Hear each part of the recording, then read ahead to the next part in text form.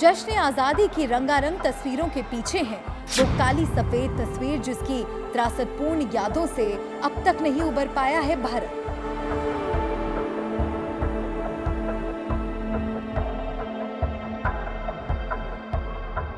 ये तस्वीरें हैं देश के बंटवारे की, जिसने हिंदुस्तान को दो मुल्कों में बांट दिया।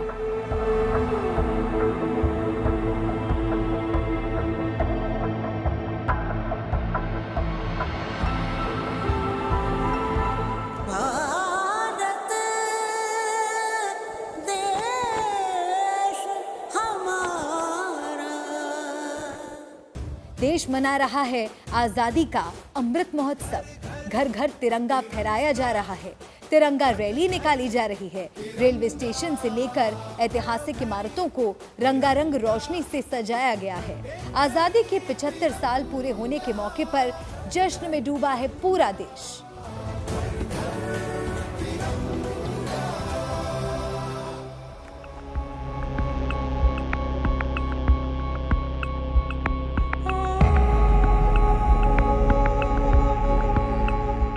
लेकिन जश्न की इन तस्वीरों के बीच त्रासदी की उन खौफनाक यादों को भी ताजा किया जा रहा है जो 1947 में देश के बंटवारे के रूप में भोगना पड़ा। स्वतंत्रता दिवस की पूर्व संध्या पर आज देश विभाजन विभीषिका स्मृति दिवस मना रहा है, जिसका ऐलान लाल किले की प्राचीर से प्रधानमंत्री नरेंद्र मोदी ने किया था। हम आजादी का जश्न मनाते हैं, लेकिन बंटवारे का दर्द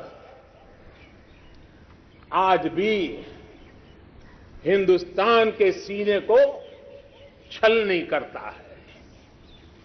ये पिछली शताब्दी की सबसे बड़ी त्रासदी में से एक थी। आजादी के बाद इन लोगों को बहुत ही जल्द भुला दिया गया। कल ही भारत ने एक भावुक निर्णय लिया है। अब से हर वर्ष 14 अगस्त को विभाजन विभीषिका स्मृति दिवस के रूप में याद किया जाएगा।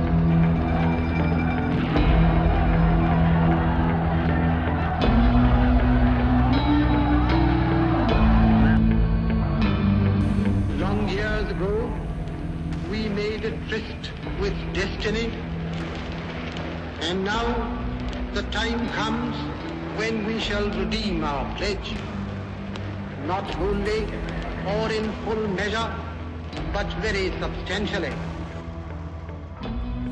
देश के पहले प्रधानमंत्री जवाहरलाल नेहरू का ये वो ऐतिहासिक भाषण है जिसके साथ भारत ने देश की आजादी का शंखनाद किया था। इसे दुनिया के सबसे यादगार भाषणों में शुमार किया जाता है। इसी से प्रेरणा लेकर देश सालों तक आगे बढ़ता रहा।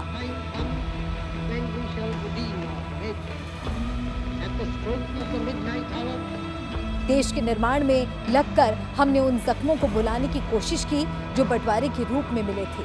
बंटवारे की एक रेखा से ऐसा भीषण रक्तपात हुआ कि करीब 10 लाख लोग मारे गए और करीब 1.5 करोड़ लोग शरणार्थी बन गए।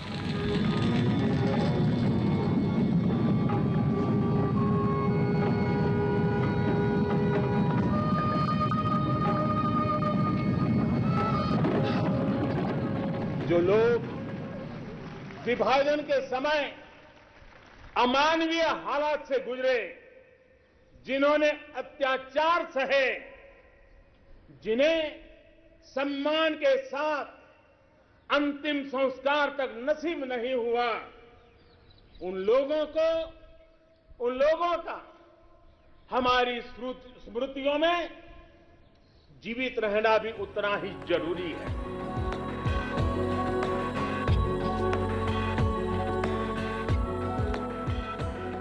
पीएम के ऐलान के मुताबिक देश भर में देश के बंटवारे की त्रासदी को याद किया जा रहा है।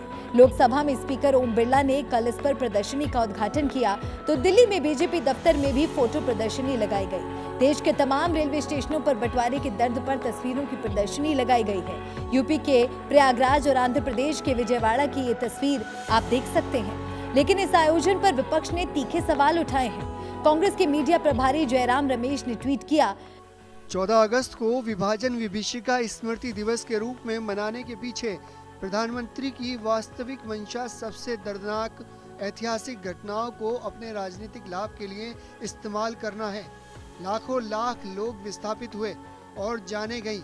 उनके बलिदान को भुलाया या अपमानित नहीं किया जाना चाहिए। आजादी का अमृत महोत्सव, विभाजन विभीषिका स्मृति दिवस।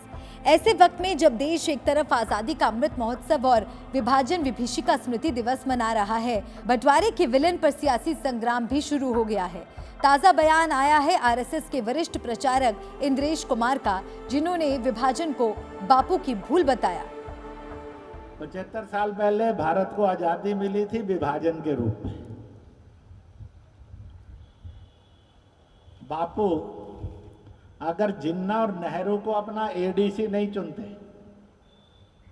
अंग्रेजों से वार्ता के लिए, तो भारत के टुकड़े नहीं होते। अगर वो एडीसी चुन लेते पटेल को, सुभाष को, अरविंद, महर्षि अरविंद को, तो भारत का विभाजन नहीं होता। बापू की छोटी सी भूल ने भारत को टुकड़े कर दिए, इसलिए आजादी मिली पर टुकड़ों के साथ मिली।